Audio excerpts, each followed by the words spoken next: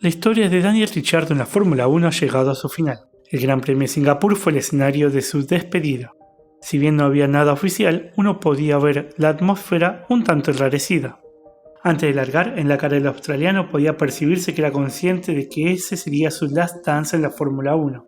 Se preparó para una carrera que no solo significaba un punto final, sino también un homenaje a su legado.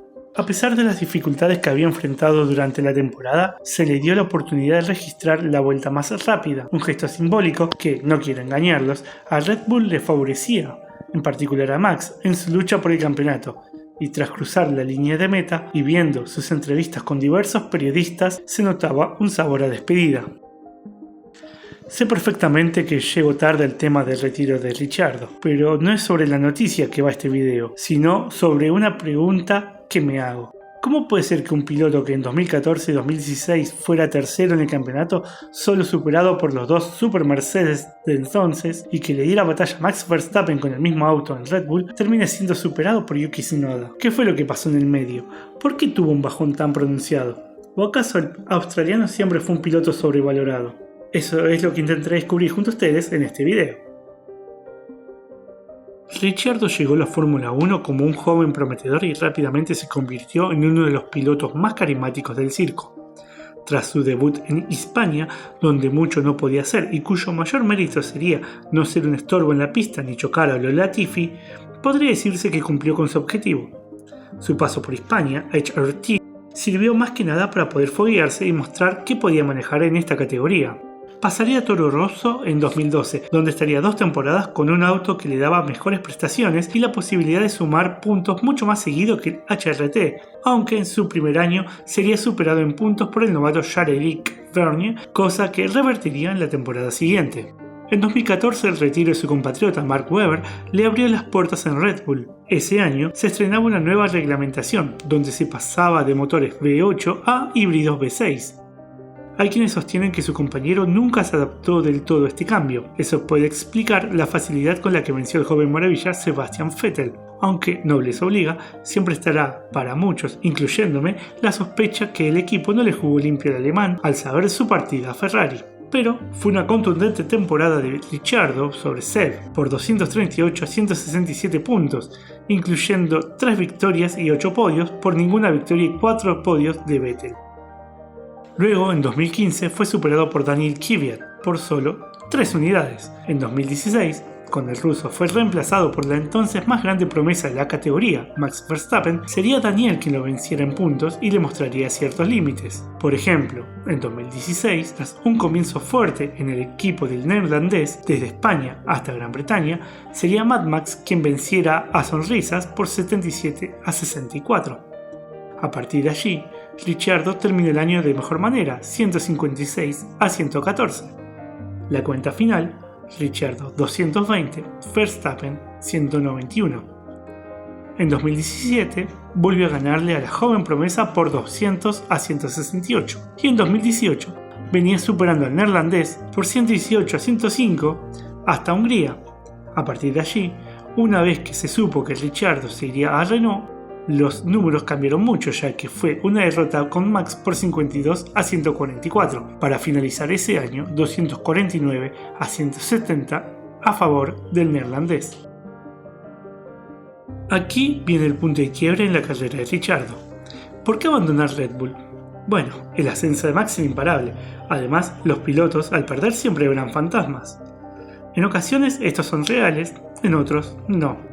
Lo cierto es que el equipo austríaco había hecho expresas sus intenciones de hacer de Max Verstappen el campeón más joven de la historia, lo que deja a Ricciardo en una posición incómoda, sabiendo que el elegido para llevarse el campeonato era su compañero y no él. ¿Qué era preferible, ser siervo en el paraíso o príncipe de las tinieblas?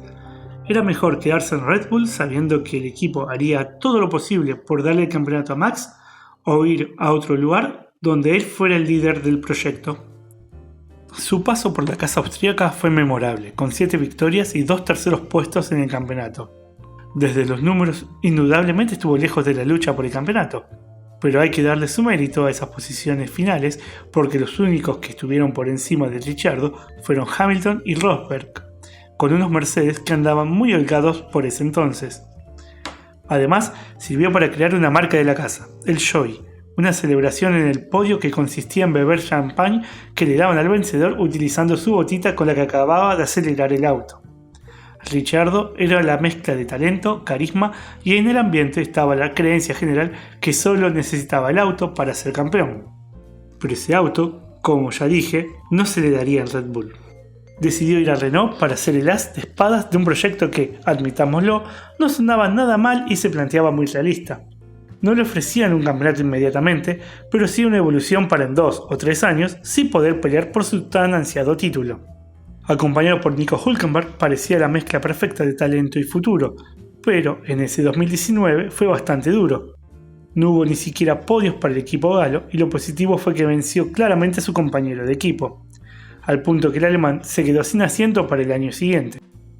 En 2020 su nuevo compañero era el siempre prometedor Esteban Ocon.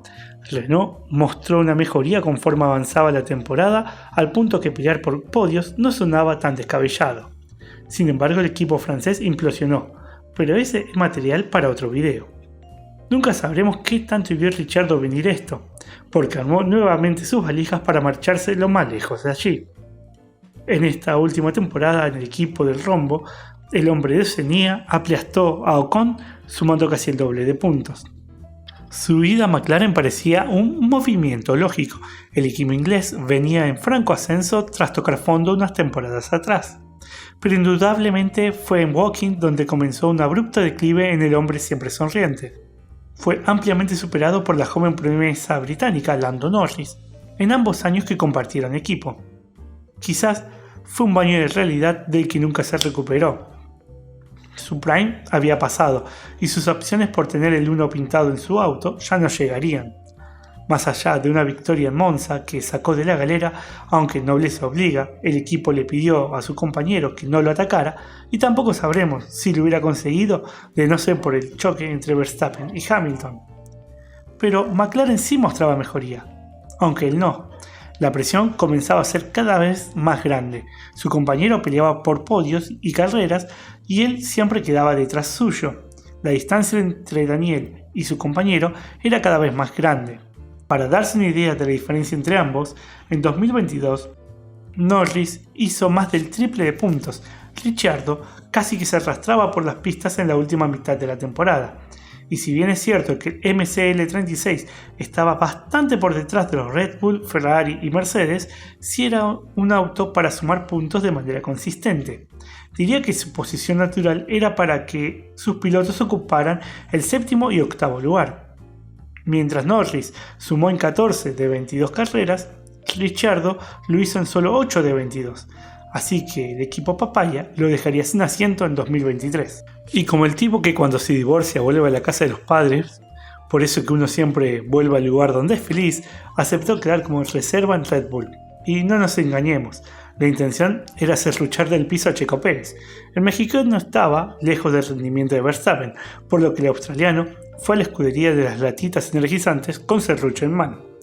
Pero en las pruebas parece que no rindió como esperaba y solo el pésimo rendimiento de Nick de Vries en Alpha Tauri le abrió la puerta para volver a la categoría. Aunque el destino le jugó una mala pasada. Tras una lesión, fue reemplazado por un joven neozelandés, Liam Lawson, que dejaría una mejor imagen con el equipo B de Red Bull. De todas maneras, Ricciardo se las ingenió para ser titular de Visa Racing Bull, la continuidad del equipo italiano Alpha Tauri para 2024. Pero, al igual que en McLaren, otra vez Ricciardo se vio superado por su compañero. En 2023 estaba la excusa que se sentó en un auto a mitad de temporada que no estaba hecho para él. Pero para este 2024 ya formaba parte del proyecto y sin ser un crack, el japonés Yuki Tsunoda ha sido consistentemente mejor y pareciera que pide una mayor competencia en la escudería. De las 18 carreras que llevábamos en el año, Ricciardo sumó en 4, mientras que el japonés en casi el doble, 7. Por no mencionar que casi lo duplica en puntos. Es increíble cómo el australiano, que venció a pilotos muy bien valorados por periodistas especializados y fans como Vettel, Verstappen, Hülkenberg y hasta Ocon en su momento cuando fue a Renault, pasaría a andar lejos de los tiempos de Yuki Tsunoda. Puedo entender que Norris sea un talento de la nueva generación y por eso le ganara con cierta facilidad, pero nunca imaginé que sea con tanto margen. A pesar de los altibajos mencionados, Ricciardo ha sido una figura clave en la popularización de la Fórmula 1, especialmente en Estados Unidos, gracias a su carisma y a su participación en la serie Drive to Survive, convirtiéndolo en un ícono más allá de las pistas. La incertidumbre sobre lo que vendrá después añade un aire de intriga a esta historia. ¿Se retirará definitivamente del automovilismo o buscará nuevas oportunidades en otros campeonatos?